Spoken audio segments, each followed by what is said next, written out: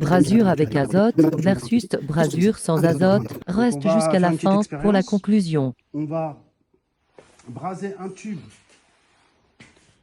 sous atmosphère d'azote ici, sur celui du dessus. Donc on va couper, on va faire une emboîture ici. Et on va voir la qualité du tube à la fin de la brasure. Et sur le deuxième ici, on va braser sans azote. Et on fera le comparatif entre les deux. Donc on envoie un filet d'azote. Hein. Donc là, j'ouvre ma petite bouteille. Et là, je ferme.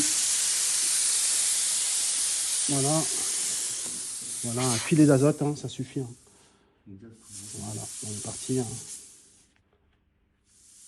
Voilà. Et puis donc on va injecter notre azote à l'intérieur ici.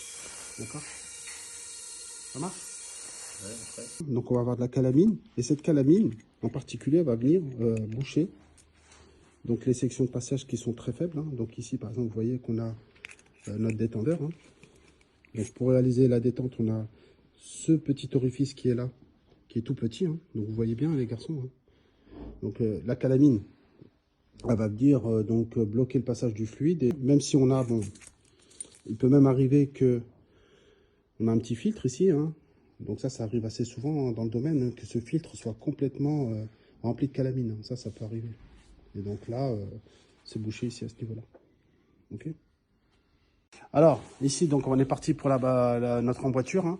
Donc, s'il vous plaît, les garçons. Donc là, on va couper au coupe-tube. On va ébavurer proprement, gentiment, avec la lésoire qui est ici, à l'extrémité du tube. Donc, on va enlever les bavures. Et puis après, donc, on va chauffer la partie femelle de notre emboîture avec, donc ici, la pince emboîture. On va pouvoir réaliser notre évasement.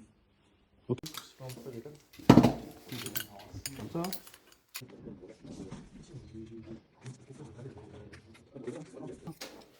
Comme ça, les bavures, elles vont vers le bas, tu vois.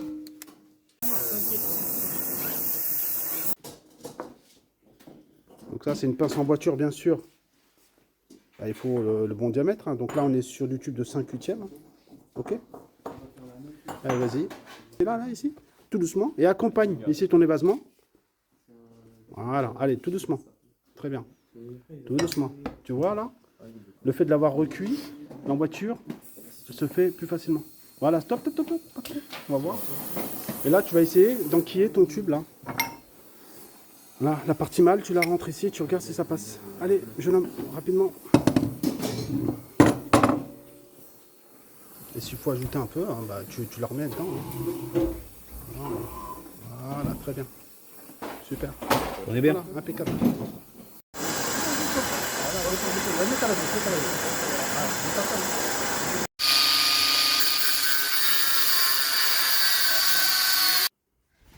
Donc voilà le résultat final. Donc sans surprise, ici, on se retrouve avec notre emboîture réalisée sans azote.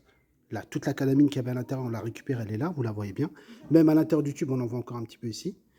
Et sur celui-ci, avec azote, on voit bien, il n'y a pas photo, hein, le tube est propre. Il y avait un petit peu de calamine à l'intérieur, hein, il y en a ici.